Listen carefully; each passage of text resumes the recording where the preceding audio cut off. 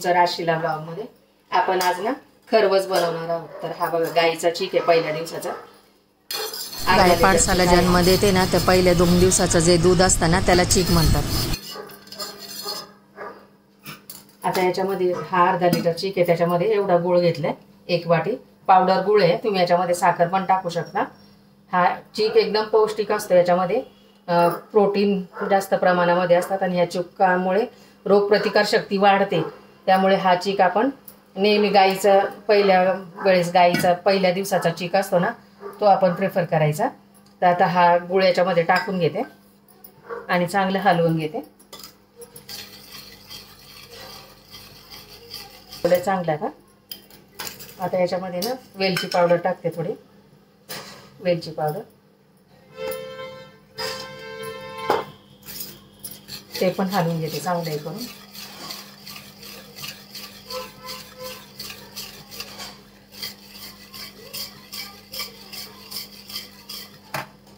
आणि असा स्टीलचा डबा घ्यायचा किंवा केक टीन घेतला तरी चालेल. असा स्टीलचा डबा मी घेतलेला आहे हा. तुम्ही कुकरमध्ये सुद्धा करू शकता. कुकरमध्ये करताना फक्त एक काळजी घ्यायची की शिट्टी काढून घ्यायची आणि शिट्टी काढल्यानंतर ते 20 मिनिटं वाफून घ्यायचं. आता मी इथे कढई ठेवली एक प्रीहीट व्हायला, त्याच्यामध्ये पाणी ठेवलंय उकळायला. हे बघा कढई ठेवली,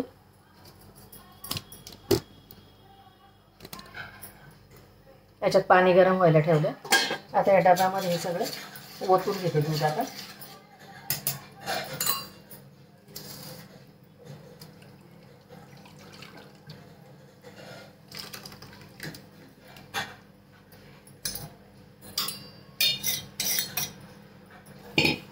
कुकरचा डबा घेतला तरी चालेल. हा बघा मी कुकरचा डबा घेतला असा मोठा. थोडं याच्यामध्ये जाड वड्या होतील असं वाटतंय मला, म्हणून मग याच्यामध्ये घेतले मी. आता याच्यामध्ये ओतून घेते. गूळ चांगला वितळून घ्यायचं, विरघळून घ्यायचा याच्यामध्ये चांगला. हा विदाउट केमिकल गूळ आहे, हा ऑर्गॅनिक गूळ आहे, त्यामुळे याचा कलर असा काळपट वाटतोय. झाकण ठेवले, परत त्याच्यावर झाकण ठेवायचं आणि 20 मिनिटं वाफवून घ्यायचं. झालेत 20 मिनिटं बघ. आता झालंय चीक चांगला. आता काढून घेते तो चीक.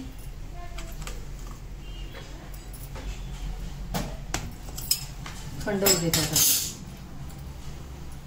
थंड झाल्यानंतर आपण याच्या वड्या करूया.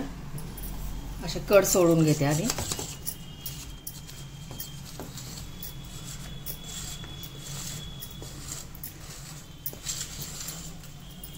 थंड झाल्यावर वड्या पाडू. हे बघा एकदम असं मस्त छान झालंय बघा थंड. आता वड्या पाडून घेऊया आपण याच्या.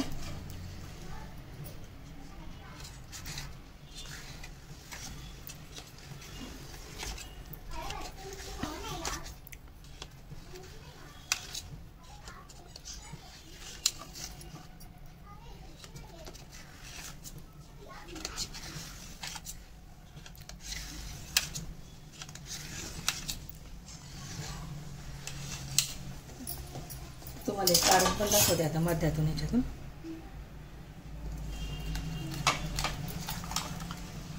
हे बघ एकदम छान झाले,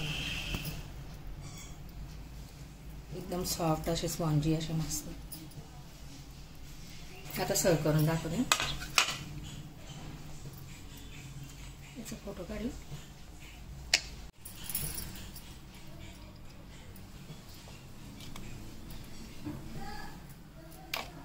स्पॉन्जी झालं असं मस्त सॉफ्ट असं.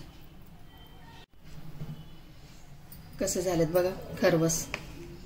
गाईच्या चिकाचा गुळाचा खरवस रेडी आहे. या तुम्ही पण खायला. व्हिडिओ आवडल्यास लाईक करा, शेअर करा, सबस्क्राईब करा. Bye, thank you.